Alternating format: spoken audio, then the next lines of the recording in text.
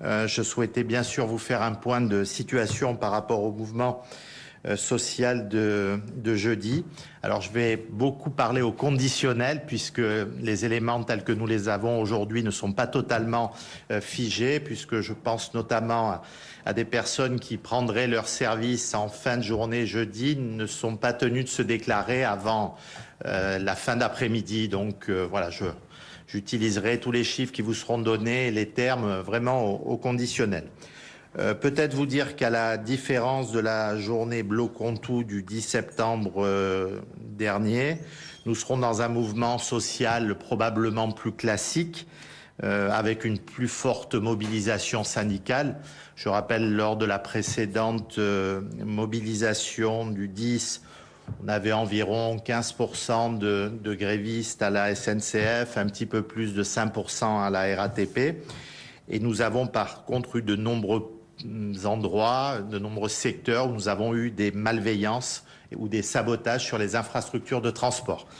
Je pense notamment à ce bus qui a été incendié à Rennes et les images qui ont choqué beaucoup de nos concitoyens. Je pense à des câbles qui ont été incendiés également. Alors ça a continué malheureusement ce week-end, mais c'était le cas aussi jeudi dernier à Colomiers, à Auch, des pneus, des palettes qui ont été envoyées sur les voies, des arbres, notamment dans le Rhône, qui ont été coupés pour perturber le trafic ferroviaire.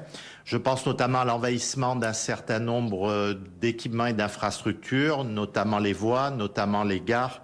Je pense à la gare de Valenceville, je pense à la gare de Cherbourg, à la gare de Nice, et puis des tentatives d'intrusion, notamment dans un endroit sensible et névralgique qui est la gare du Nord. Cela n'a pas pu se faire, notamment l'envahissement de la gare du Nord par rapport à la présence policière que je tiens à rappeler et à signaler. Une présence très nombreuse. Alors mon collègue Bruno Retailleau aura l'occasion de rappeler, je pense dans quelques heures, le dispositif qui sera mis en place pour cette journée de jeudi, sans vouloir dévoiler de secret, je pense du même niveau que ce qui avait été fait jeudi dernier. Et je tiens à signaler l'étroite collaboration dans laquelle on travaille avec nos ministère de l'Intérieur, ministère des Transports. À l'heure où on parle, nos équipes sont encore en réunion par rapport à ces opérations de malveillance et de sabotage potentiel.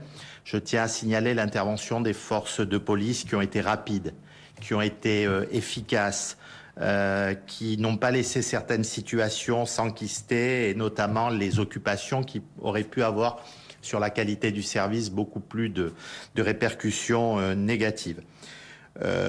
Donc vous aurez une communication, je pense, dans la soirée ou demain matin, plus précise des plans de transport pour votre réseau en particulier et sur l'ensemble du territoire national.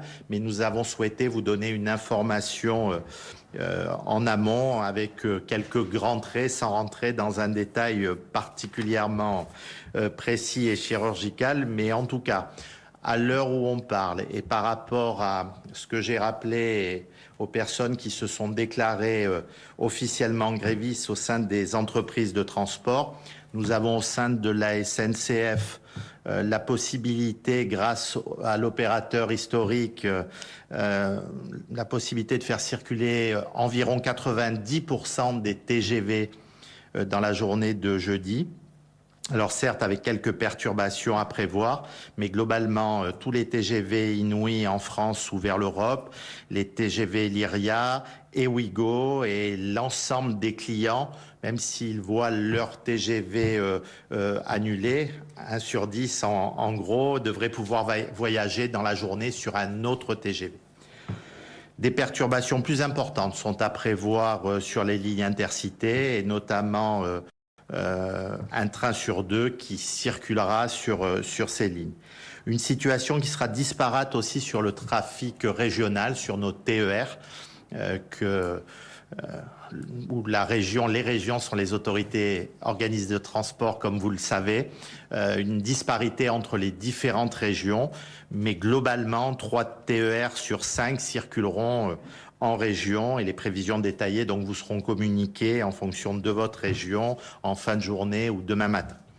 Sur les Transiliens, le trafic sera là aussi très disparate. un trafic normal sur la ligne J, sur le tramway T12, sur le tramway T13, un trafic qui sera légèrement perturbé sur la ligne P, un trafic qui sera perturbé sur la ligne K, la ligne L et la ligne V, et un trafic qui sera fortement perturbé sur les lignes H, N, R et U. Là aussi, les prévisions détaillées de chaque ligne seront communiquées à compter de demain. Un petit mot, même un mot important sur la RATP qui prévoit un trafic beaucoup plus perturbé que jeudi dernier sur l'ensemble du réseau.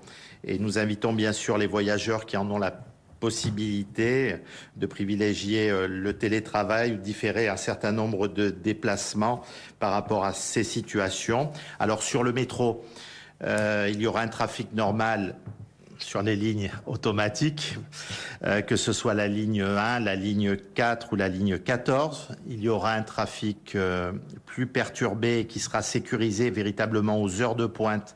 Je pense à la ligne 7, à la ligne 9, à la ligne 10 et à la ligne 13.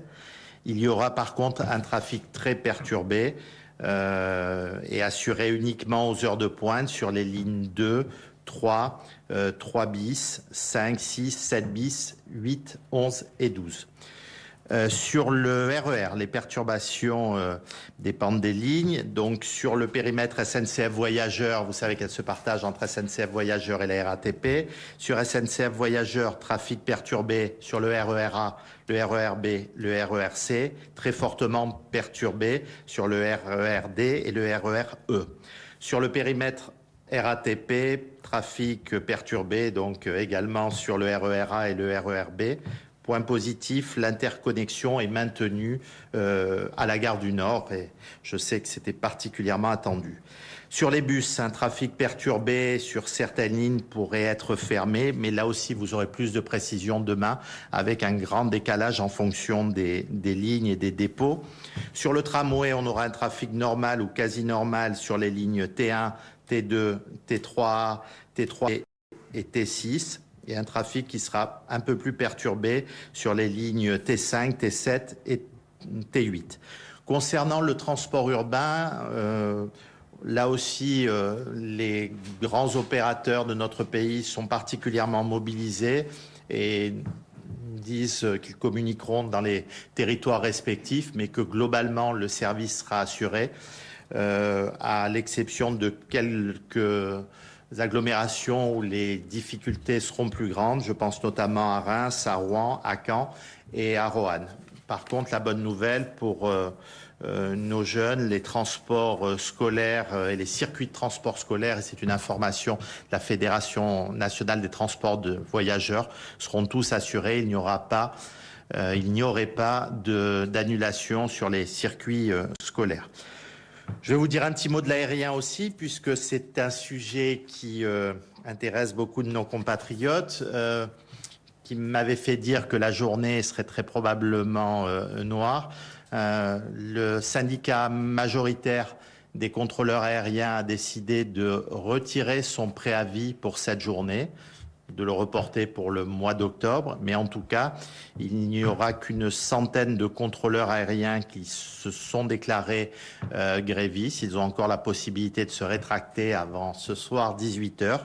Et donc, cela va permettre de pouvoir avoir un service quasi normal au niveau des vols dans notre pays. Alors certes, probablement avec quelques retards, et je pense notamment au sud de la France par rapport à une mobilisation un peu plus importante.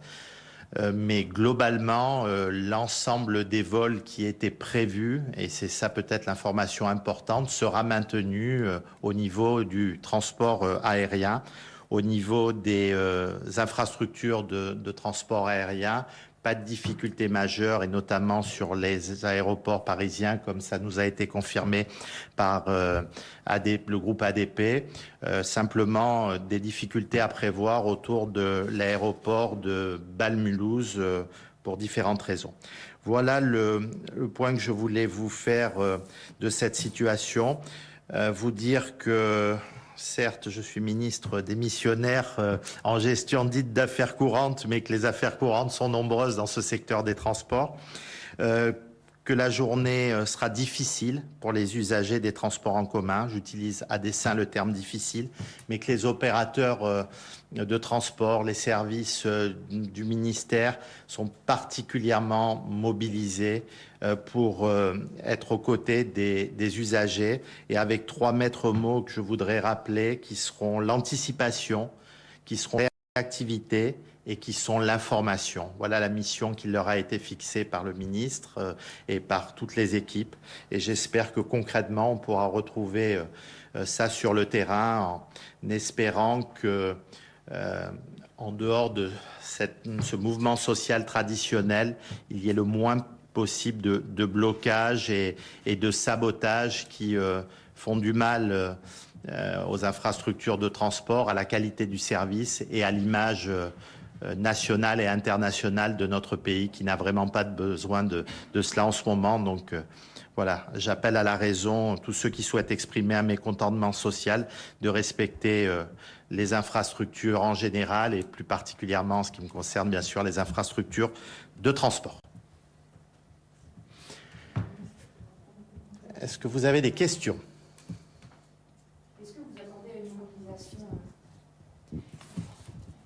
Camille Réjade pour France Télévisions. Est-ce que vous attendez à une mobilisation exceptionnelle demain? Comment vous voyez les choses?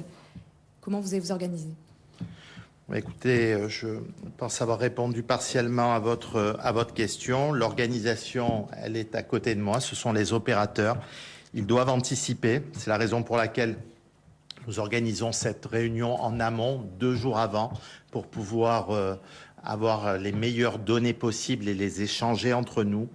Je leur ai demandé aussi de la réactivité, parce que ce n'est pas la même chose si on prévient des usagers quelques jours ou quelques heures auparavant de perturbations potentielles pour qu'elles puissent s'organiser, plutôt qu'au dernier moment, quand elles arrivent dans leur station de métro, dans leur gare ou dans leur aéroport, de savoir que leur mode de transport est annulé. C'est pour ça que j'ai parlé également d'information qui est indispensable, et j'espère qu'à travers les informations que je viens de vous donner, qui seront données ce soir par les opérateurs ou demain matin, les usagers pourront s'organiser le mieux possible et savoir si leur mode de transport est assuré ou s'il ne l'est pas.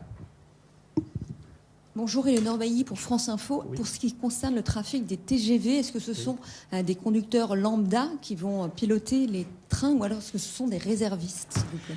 Écoutez, je n'ai pas demandé aux opérateurs comment ils allaient assurer le service. Je peux peut-être leur proposer de répondre s'ils ont les éléments. En tout cas, le plus important pour les usagers, c'est que le service soit assuré. Alors je sais que certains s'inquiètent de temps en temps quand il y a des mouvements de grève et quand des préavis sont déposés et quand certains se mobilisent pour essayer d'avoir un pouvoir de nuisance maximum, que ce pouvoir de nuisance maximum ne se réalise pas. Moi, ce qui m'intéresse avant tout, c'est bien sûr le bien-être des salariés des entreprises de transport, mais c'est avant tout que le service puisse être assuré pour tous les Français. Et les opérateurs s'organisent comme ils le souhaitent pour pouvoir assurer au maximum ce service. Et peut-être que les représentants de SNCF Voyageurs ici présents pourront répondre précisément.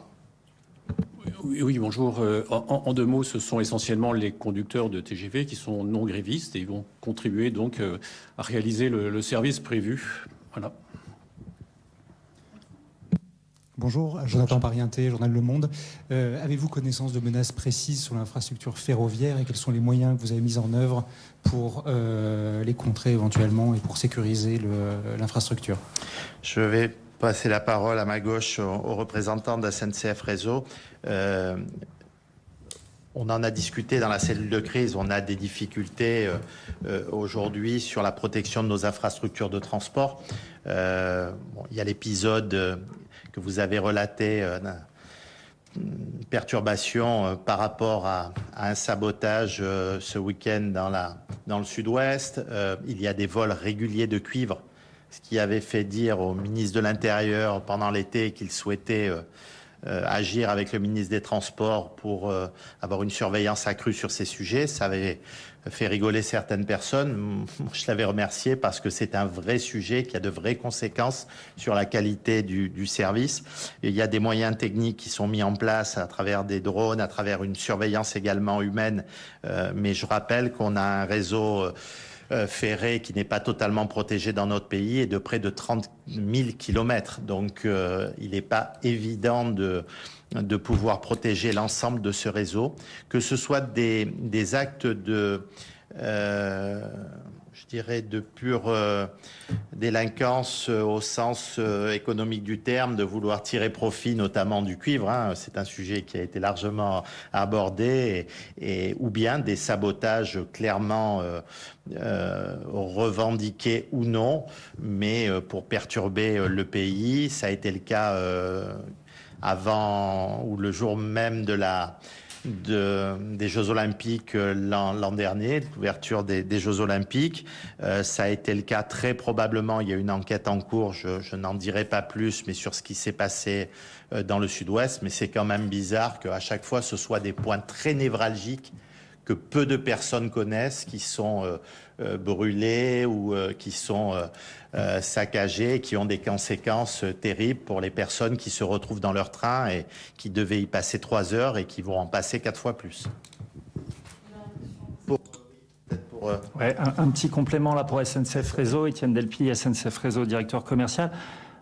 Monsieur le ministre a été très complet là-dessus. Autant on peut anticiper l'ouverture du réseau, l'ouverture des postes d'aiguillage au regard du nombre de grévistes ou du moins de personnes qui se déclarent potentiellement grévistes, autant des incidents sur l'infrastructure, des sabotages, des vols sont par définition imprévisibles et ont une capacité à désorganiser massivement le réseau, en plus dans des journées qui sont déjà compliquées pour les opérateurs ferroviaires et pour leurs clients. Donc évidemment, on ne sait pas exactement qu'est-ce qui va se passer, où ça va se passer. En tout cas, on a un certain nombre de points de névralgiques, en tout cas identifiés sur le réseau. Et on travaille donc de concert en proximité avec les forces de l'ordre et un certain nombre d'autres acteurs pour sécuriser, protéger ces différents sites. Et en cas d'incident, évidemment, d'être en capacité d'agir avec réactivité pour pouvoir interpeller, pour pouvoir réparer, et tout ça avec une logique, bien entendu, d'information au plus vite de l'ensemble des parties prenantes. Je serai très attentif avec mes collègues de l'Intérieur et de la Justice, d'abord à l'élucidation et ensuite, bien sûr, à la sanction si les personnes sont identifiées pour avoir commis de tels actes qui ont de lourdes conséquences sur le réseau et sur des concitoyens qui simplement veulent se déplacer pour des raisons qui leur sont propres. Marie-Hélène Point, Villerailler Transport. J'avais aussi une question sur les actes de malveillance. Avant, on n'en parlait pas, on avait l'impression qu'on cachait un peu le sujet. Là, on en parle plus. La semaine dernière, vous en parliez justement à l'occasion du 10 septembre. Est-ce que ça veut dire que c'est un phénomène qui est vraiment fortement en hausse par rapport à ce qui se passait avant ? Donc vous dites que vous cherchez à protéger les points névralgiques. Qu'est-ce que vous faites aussi ? Est-ce que vous portez plainte systématiquement ? Dans combien de cas vous retrouvez les auteurs ? Et puisque vous avez cité aussi le cas des JO, est-ce que vous avez, où on est en enquête, est-ce que vous avez retrouvé qui a fait ces sabotages donc à l'occasion des JO l'année dernière ? Oui, avant de laisser Réseau répondre, j'imagine que oui, les actes sont plus nombreux de par la valeur du cuivre qui a augmenté ces derniers temps. Les fluctuations du cours du cuivre ont des conséquences sur les actes. Et puis, voilà, des actes de sabotage qui sont certains assez récurrents avec des revendications qu'on imagine, qui ne sont jamais totalement avoués, je dirais, mais qui tournent autour de personnes qui ne souhaitent pas le développement d'un certain nombre d'infrastructures. Alors, on a parlé d'infrastructures autoroutières, d'infrastructures routières. Mais là, quand c'est autour d'infrastructures ferroviaires, je suis moi très surpris que des gens ne souhaitent pas le développement du ferroviaire dans notre pays et que quelquefois manifestent leur mécontentement par des actions de la sorte. Je parle totalement au conditionnel et concernant des éléments concrets, je laisserai Réseau répondre sur les points que vous avez évoqués. Mais en tout cas, voilà, je souhaite que ce soit une priorité dans les mois et dans les années à venir parce que c'est indispensable à la fois pour pouvoir développer nos infrastructures, pour les régénérer, pour les moderniser et puis pour pouvoir les développer, permettre à plus de trains de circuler avec l'opérateur historique ou avec d'autres opérateurs. Il est souvent compliqué d'identifier si c'est un sabotage, un vol qui n'a pas pu se faire complètement. Il y a des événements, comme il a été dit, fin juillet, à l'ouverture des JO, c'est évidemment du sabotage. Et voilà, il y a un certain nombre d'événements sur lesquels on ne sait pas exactement ce qu'il en est. Il y a un dépôt de plainte systématique. Il y a systématiquement un travail avec l'ensemble des forces de l'ordre, avec la sûreté ferroviaire, avec d'autres acteurs, pour pouvoir protéger le réseau à nouveau, identifier les points névralgiques et imaginer, mettre en place des nouveaux systèmes de surveillance de l'infrastructure. On le rappelle, des dizaines de milliers de kilomètres à surveiller. Donc évidemment, on se concentre sur les endroits les plus critiques en termes de conséquences. Et il a été cité l'intervention, l'utilisation de drones pour pouvoir surveiller rapidement des portions très importantes du réseau et de pouvoir faire intervenir au besoin, évidemment, les forces de l'ordre.